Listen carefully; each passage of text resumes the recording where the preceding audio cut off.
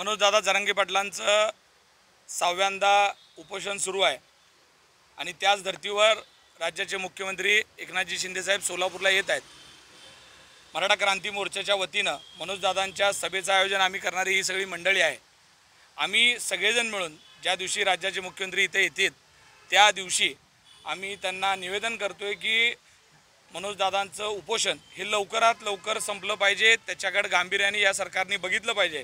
मनोजदादा जे सांगतात ते तंतोतंत तशा पद्धतीचा त्यांच्या मागण्या पूर्ण करण्यासाठी सरकारने गांभीर्याने लक्ष दिलं पाहिजे, ही आमची प्रामुख्याने मागणी आहे।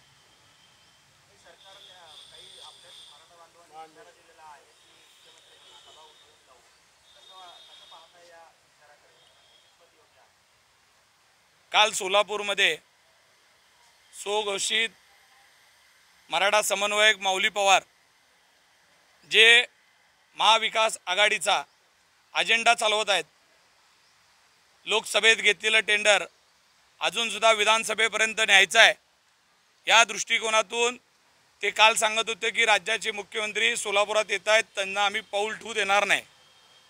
राज्याचे मुख्यमंत्री आदरणीय एकनाथजी शिंदेसाहेब हे काय आहेत, त्यांना कोण रोखू शकतंय हे संबंध महाराष्ट्राला माहीत आहे। त्यांचा पाय नाही ठेवू देणारे, त्यांचा पाय जागेवर राहील का, हा सगळ्यात मोठा प्रश्न आहे। मी पोलीस प्रशासनाला विनंती करतो की जे महाविकास आघाडीचा अजेंडा चालवणारे, महाविकास आघाडीचे 4 टाळके सोबत घेऊन स्वतःला मराठा नेता समजणारे यांनी स्वतः समजून घ्यावं की यांना कुठेही अटक करू नका, तर यांना गर्दीमध्ये मोकळं सोडा, मग कळेल की राज्याच्या मुख्यमंत्र्याची ताकद काय आणि आपण काय। कारण आज राज्याच्या मुख्यमंत्र्यांशी बोलल्याशिवाय आणि ते बोलत असताना जरांगे पाटलांचं नाव घेतल्याशिवाय तुमचं दुकान उघडत नाही, हे आम्हाला माहीत आहे। मनोजदादांचं नाव घेतलं तर मराठा बांधवाला असं वाटतं की माझ्यासाठी बोलतोय, पण हे माझ्यासाठी बोलणं नाही, तर स्वतःची दुकानदारी चालवण्यासाठी माऊली पवारनी केलेलं वक्तव्य आहे। कारण आत्ताच या जिल्ह्याच्या पालकमंत्र्यांकडून 4 कोटीचं टेंडर घेतल्याचे पुरावे माझ्याकडे आहेत। मी जाहीर सांगू शकतो कुठल्या नावाने घेतले।